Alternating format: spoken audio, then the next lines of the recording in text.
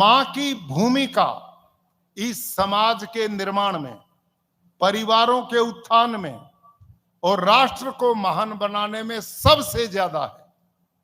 अभी आचार्य प्रवर ने एक बात कही कि प्यारी माताओं, बालक ही हमारी सबसे बड़ी पूंजी है। जिस घर का बालक संस्कारवान है, सभ्य है, शालीन है, वो बालक सबसे बड़ी संपत्ति है घर की। और उस बालक का निर्माण मां के हाथ में है। सिगमंड फ्रायड बहुत बड़े मनोवैज्ञानिक हुए हैं। उनके अनेक ग्रंथ यूनिवर्सिटीज में पढ़ाए जाते हैं मनोविज्ञान के लिए। ध्यान से सुनना मेरी बहनों, इस बात को ध्यान से सुनना। एक बार उनके कुछ शिष्य लोग जब सिगमंड फ्रायड बूढ़े हो गए, उन्होंने बहुत ग्रंथ लिखे मनोविज्ञान के। एक बालक को महामानव कैसे बनाया जा सकता है, ये लिखते लिखते बूढ़े हो गए और मृत्यु नजदीक आ गई। एक दिन उनके शिष्य इकट्ठे होकर उनके पास गए और जाकर कहने लगे, गुरुजी, आपने अनेक ग्रंथ लिखे हैं मानव की प्रकृति को समझने के, उसे अच्छा बनाने के। अब आप अंतिम पड़ाव पे हैं। हम आपसे आपके जीवन का अंतिम अनुभव सुनना चाहते हैं। और वो ये सुनना चाहते हैं, एक बालक को महामानव कैसे बनाया जा सकता है, संक्षिप्त में हमें बताओ। तो सिगमंड फ्रायड ने क्या बोला? उसने कहा कि मैंने अब तक जितने ग्रंथ लिखे हैं उनको रद्दी की टोकरी में फेंक दो, उनकी कोई जरूरत नहीं है। लेकिन मैं जीवन के अनुभव के आधार पर अंतिम एक लाइन बोलना चाहता हूं। और उन्होंने क्या बोला था मेरी बहनों, कि एक बालक जब मां की गोदी में लेटा हुआ मस्ती में पैर का अंगूठा चूस रहा होता है, उस समय जो संस्कार, जो विचार, जो एनवायरनमेंट बच्चे को दिया जाएगा, वही उस बच्चे के भविष्य का निर्माण करने वाला होता है। आप शायद समझ नहीं पाए मेरी बात को, दोबारा ध्यान से सुनो, ये छोटी बात नहीं है। सिगमंड फ्रायड मनोविश्लेषणवाद का महान प्रवर्तक, जिनके लिखे ग्रंथ दुनिया के साइकोलॉजिस्ट पढ़ते हैं, वो आदमी कहता है, जिस समय एक बालक मस्ती में मां की गोदी में लेटा हुआ पैर का अंगूठा चूस रहा होता है, जो संस्कार, जो विचार उस समय दिए जाते हैं, वही संस्कार उस बच्चे के भविष्य का निर्माण करने वाले होते हैं। मेरी मां उस समय जिंदा थी, अब नहीं है।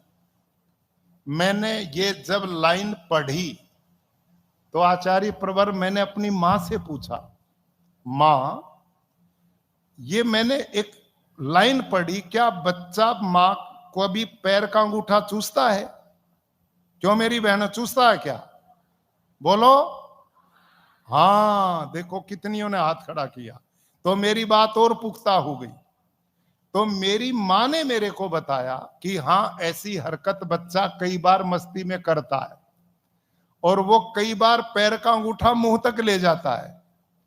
अब ये मतलब अंगूठा चूसने का नहीं है, असली मतलब है कि उस समय बच्चे की आयु क्या है, कितनी आयु है, 2, 4, 6 महीने का। और सिगमंड फ्रायड कहता है कि 2, 4 महीने के बच्चे के सामने हम माता पिता अनेक ऐसी गलतियां यूं समझ जाते हैं कि बच्चे को क्या पता है। ध्यान करो, हम 2, 4 महीने के बच्चे को यूं सोच करके, इसको क्या पता है, ये तो अबोध है, इसको क्या जानकारी है, और हम अनेक प्रकार की गलतियां बच्चों के सामने आपस में लड़ते हैं, आपस में झूठ बोल जाते हैं, घर में तनाव झगड़ा रहता है, एक दूसरे से ऊंचा भी बोल जाते हैं। ऐसी खूब घटनाएं घरों में हम यूं समझ करके करते हैं बच्चे को कुछ नहीं पता। और सिगमंड फ्रायड कहता जितना बच्चे को पता है उतना तुम्हें नहीं पता। क्यों? क्योंकि बच्चे के पास काम है एक और आपके पास काम है अनेक। आपके पास काम कितने हैं? अनेक। किसी ने घर बनाना, किसी ने बेटी की शादी करनी, कोई बीमार है उसका पूछताछ करनी, किसी ने रोजगार की समस्या, किसी को कोई समस्या। हमारा जो ये मस्तिष्क है इसमें तो बहुत सवाल निकल गए हैं, लेकिन बच्चे का मस्तिष्क तो कोरा कागज है। और वो एक उदाहरण देते, इसे ध्यान करो।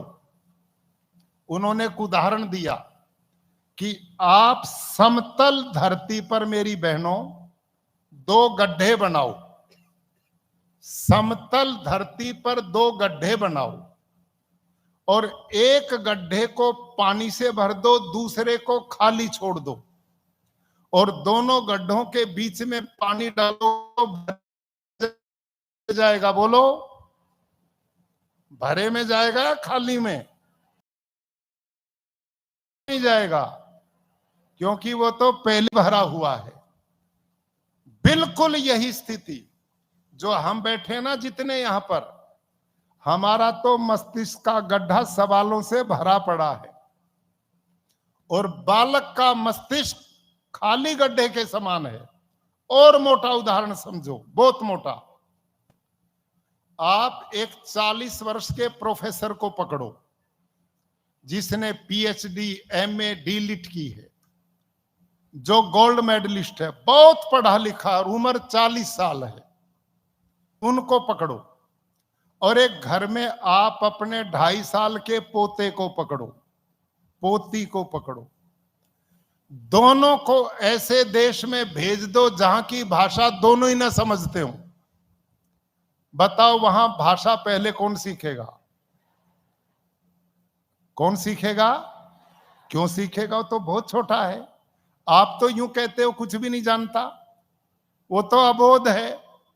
अरे प्रोफेसर साहब ने इतनी इतनी पुस्तकें लिखी हैं, बुद्धिमान है, पढ़ा लिखा, बच्चों को पढ़ाता है, उम्र इतनी होगी, पहले उसको सीखनी चाहिए।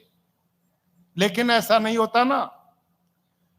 2.5 साल का बच्चा 40 साल के प्रोफेसर से पहले वहां की भाषा सीखता है। क्यों?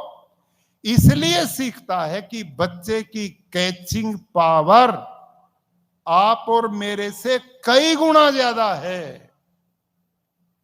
आप और मैं ये सोच लेते हैं कि बच्चे को कुछ नहीं पता, ये तो छोटा है, हम कोई गलती कर जाए इसे कुछ नहीं पता चलेगा।